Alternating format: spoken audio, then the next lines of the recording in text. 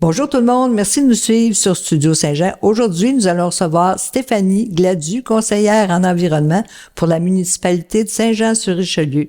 Nous allons parler de la communauté nourricière. Il y a sûrement des sujets qui vont vous intéresser là-dedans. Alors écoutez-nous et suivez-nous. Ici Louis Lemieux, votre fier député de Saint-Jean à l'Assemblée nationale du Québec. La chaîne que vous regardez en ce moment sur YouTube ou sur Facebook, c'est Studio Saint-Jean, la chaîne télé de votre député au service de la communauté. Avec entre autres Luc Archambault et Lucie Crevier qui vous présentent des entrevues régulièrement de toutes sortes. Les sports, la communauté, les organismes, les personnalités et bien sûr le monde des affaires. Bref, depuis 6 ans, Studio Saint-Jean nous aide, j'espère, à mieux communiquer et à mieux travailler ensemble. Bonne écoute. Bonjour Stéphanie Gladu, conseillère en environnement pour la municipalité de Saint-Jean-sur-Richelieu. Bonjour. Aujourd'hui, on va parler de la création du plan de développement de la communauté nourricière. Oui, exactement. Qu'est-ce que tu as à nous annoncer face à ce plan-là? Bien, je voulais en fait vous parler un peu de la démarche puis de tous les beaux projets qui sont en cours. Dans le fond, le projet de communauté nourricière a commencé lorsque la Ville a adopté en 2021 sa stratégie de développement durable. Donc, il y a eu plusieurs consultations publiques qui ont été faites avec les citoyens pour voir qu'est-ce qui allait être des chantiers prioritaires sur lesquels travailler dans le but de faire la transition vers une ville carboneutre, verte et inclusive d'ici 2030. Et parmi les sujets qui sont ressortis, il y a 5 chantiers qui ont émané de ça, dont le chantier communauté nourricière. Donc, les citoyens, dans le fond, nous ont mentionné que ça serait important pour eux qu'on prenne le temps de repenser notre système alimentaire afin qu'il soit davantage durable et résilient. Puis que ça fasse une économie circulaire aussi. Oui, entre autres, c'est ça. C'est un autre chantier de cette stratégie de développement durable-là. Puis, dans le fond, pour concrétiser le chantier communauté nourricière, on a réalisé un PDCN, un plan de développement d'une communauté nourricière, qui est un outil de planification stratégique qui a été proposé par le MAPAC, mais il y a toutes sortes d'outils là qui servent à cette fin-là. Nous, on a opté pour faire un PDCN. On a été accompagné dans cette démarche-là par l'organisme Vivre en Ville comme consultant, puis on a eu le soutien du MAPAC également. Puis un PDCN, en fait, c'est quelques étapes là pour bien structurer nos réflexions. D'abord, fallait faire un portrait diagnostique de notre territoire. Donc, qu'est-ce qu'il en était pour notre système alimentaire actuel? Qui sont les acteurs, les actrices importants du territoire? Qu'est-ce qu'ils font? Ils sont situés où? C'est quoi leurs enjeux? Etc. Ensuite, c'est de voir c'est quoi les forces de notre territoire? C'est quoi les faiblesses? Voir aussi s'il n'y a pas des menaces qui planent autour de nous. Puis, voir c'est quoi les opportunités aussi qui sont à saisir. Après ça, l'autre étape, c'était de faire, de se rassembler ensemble. Fait qu'on a créé un comité territoire nourricier qui était composé d'employés des différents services de la ville, mais principalement des acteurs clés du système alimentaire. Entre autres, il y avait la MRC, le MAPAC, le CI3S, la santé publique, des organismes qui travaillent en sécurité alimentaire, la chambre de commerce, le marché public, je veux pas en oublier, c'est pour ça. Il y avait également le syndicat de l'UPA du Haut-Richelieu. Puis ça me semble complet, des citoyens, puis le Cégep aussi qui était impliqué dans la démarche. Oui, parce qu'il y a un programme de gestion d'entreprise agricole. Voilà. Donc, on s'est assis ensemble, puis on a dit, bon, voilà, on sait à quoi ressemble notre système alimentaire actuel. Maintenant, à quoi voulons-nous que notre système alimentaire ressemble? Et là, on s'est entendu sur une vision commune, qui est que tous aient accès à une alimentation saine, fraîche et la plus locale possible, grâce à la synergie entre les différents acteurs, mais aussi grâce au potentiel nourricier du territoire. Donc, après ça, le travail ne faisait que commencer parce qu'il fallait qu'on établisse ensemble les actions qui allaient nous permettre de rencontrer cette vision-là. Donc, il y a eu plusieurs ateliers de travail avec le comité même, mais des fois, on s'est permis d'aller consulter là, d'autres parties prenantes là, qui sur des sujets plus précis pour déterminer les 75 actions qui allaient être... Ça, c'est la partie importante. Oui, tout à fait. Puis c'est la partie le fun aussi. Oui. C'est ça. Donc, c'est ce qui qui est super, ce qui est la grande force de notre démarche, c'est vraiment les gens impliqués, parce que sur les 75 actions dont je vous parle, plus de la moitié sont portées par des partenaires externes à la ville. Donc, c'est vraiment le plan de la ville, mais aussi des acteurs du système alimentaire. Ce plan-là a été dévoilé à l'automne dernier, je crois. Oui, c'est ça. Il a été adopté par le conseil municipal l'été dernier. Puis ensuite, on a profité de cette lancée-là pour faire la fête nourricière. Donc, c'était à l'automne 2024. Au marché public, dans le fond, l'idée de cette fête-là, c'était de faire connaître les acteurs, les actrices du système alimentaire joannais à la population, de faire connaître aussi les initiatives qui étaient déjà en place, les faire rayonner. Fait que pour vous donner un petit exemple de ce que c'était, on avait le Centre de femmes du Haut-Richelieu qui sont venus faire une cuisine collective en live, fait que ça sentait bon. Nous, on était installés, comme je l'ai dit, à la place du marché. Il y avait plusieurs kiosques, les maraîchers étaient là pour présenter leur production, leurs légumes. Il y avait également Tourisme Haut-Richelieu qui présentait le bottin agroalimentaire du Haut-Richelieu.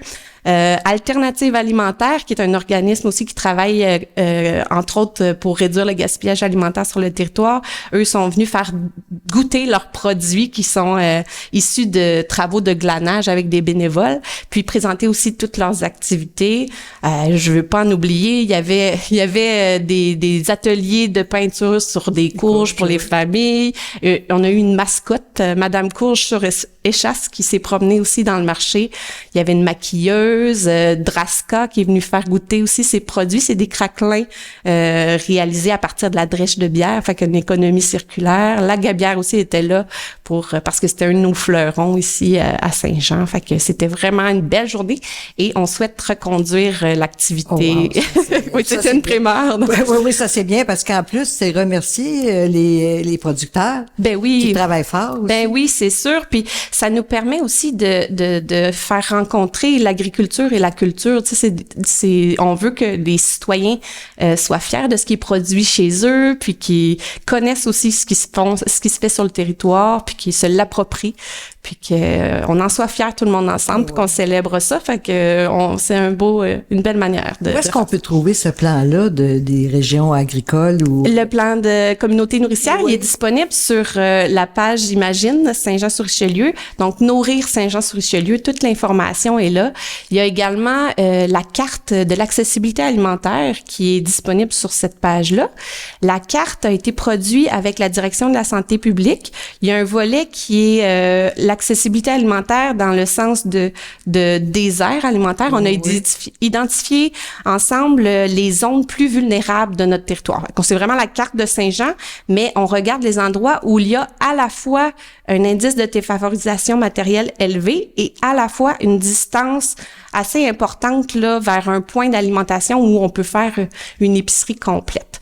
Fait que les endroits un peu plus de désert alimentaire sur notre territoire, plus vulnérables, il y a une partie du Vieux-Saint-Jean, une partie aussi d'Iberville, puis la partie la plus au nord du secteur l'Acadie. Voyez-vous des solutions? Oui, en fait, la carte en tant que telle nous sert un peu d'outil de planification stratégique à l'interne, à la ville. Hein. Nous, quand on fait des nouveaux projets, on s'assure qu'il y ait un volet sécurité alimentaire ou bien des nouveaux points de distribution, exemple, sur le territoire. On va prioriser que ça se fasse dans ces secteurs-là, par exemple.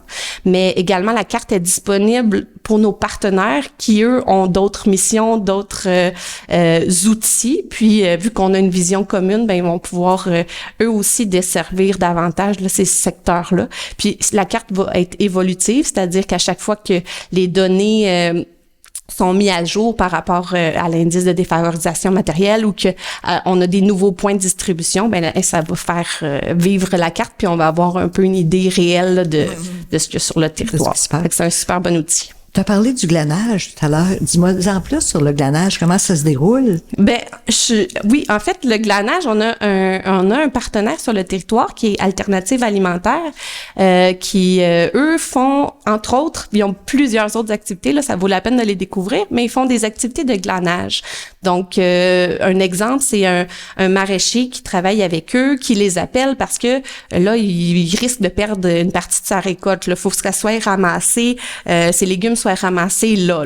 Donc, Alternative Alimentaire fait appel à un groupe de bénévoles. Ils s'en vont toute la gang dans le champ. Ils font la corvée de glanage, de ramassage. Puis après ça, ils se distribuent la production.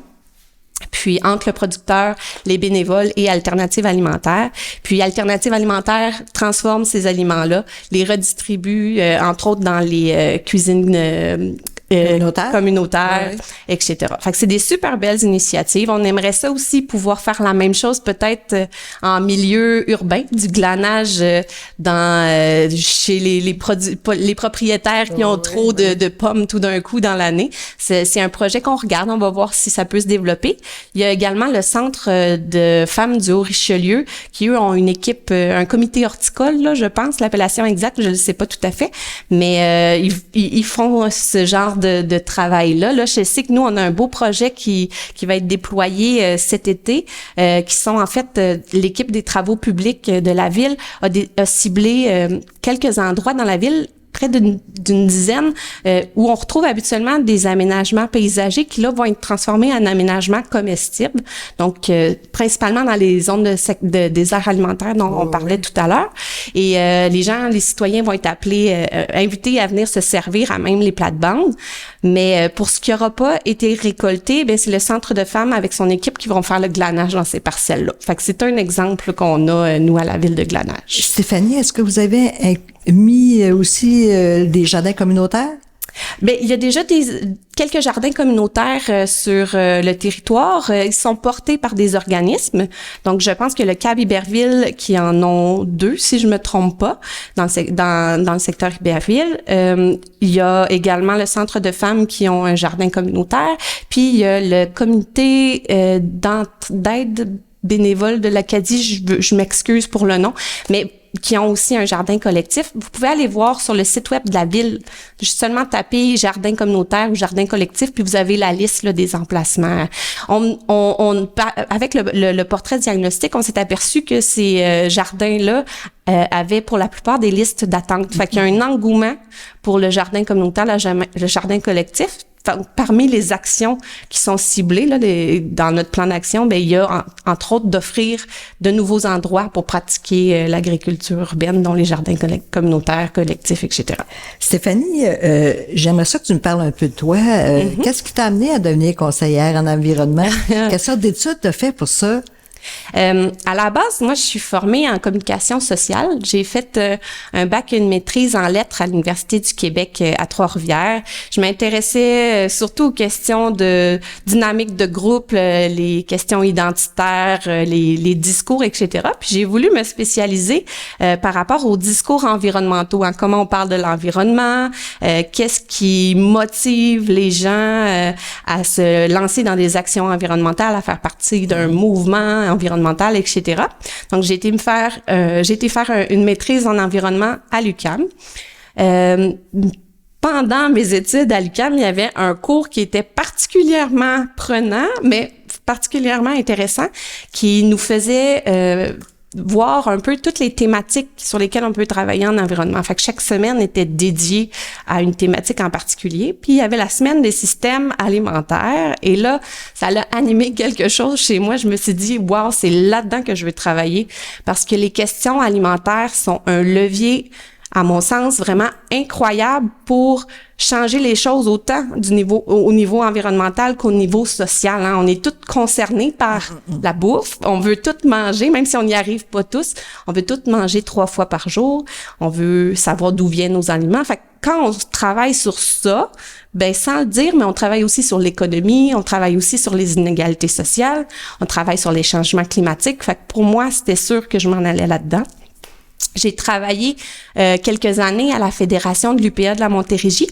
J'accompagnais les producteurs agricoles, les productrices agricoles qui étaient innovants puis qui faisaient des beaux projets environnementaux sur leurs terres. Donc, j'ai beaucoup appris avec eux. Puis là, quand j'ai vu l'annonce qui recherchait quelqu'un à la ville de Saint-Jean pour aider l'équipe à déployer leur stratégie de développement durable qui venait d'être adoptée. Ben, je me suis dit, wow, ça, c'est quelque chose à laquelle je veux contribuer.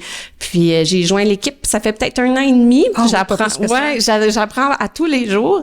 Puis j'ai vraiment le bonheur de porter les dossiers liés à l'environnement et l'agriculture. Fait que je me sens à ma place. J'ai beaucoup de choses à apprendre encore, mais je suis bien, comme un poisson dans l'eau. Oui, on te sent motivé, puis intéressé, puis tu es intéressante aussi. Merci beaucoup. Aurais-tu d'autres choses à ajouter? Ben en fait, je vous invite à suivre la démarche. Puis, comme je le disais tantôt, il risque fortement d'avoir une 2e édition de la fête nourricière. Fait que tout le monde est bienvenu. Là, il y aura les détails qui vont être annoncés. On te réinvitera à ce moment-là pour en parler, pour nous dire tout ce qui va se passer à cette fête-là. Avec grand plaisir. Ben merci beaucoup. Merci beaucoup. Merci. Merci tout le monde. Merci de nous suivre sur Studio Saint-Jean. Surtout, vous voyez comment des gens peuvent être intéressants et intéressés à travailler pour nous. Ici Lucie Crevier pour Studio Saint-Jean. À la prochaine!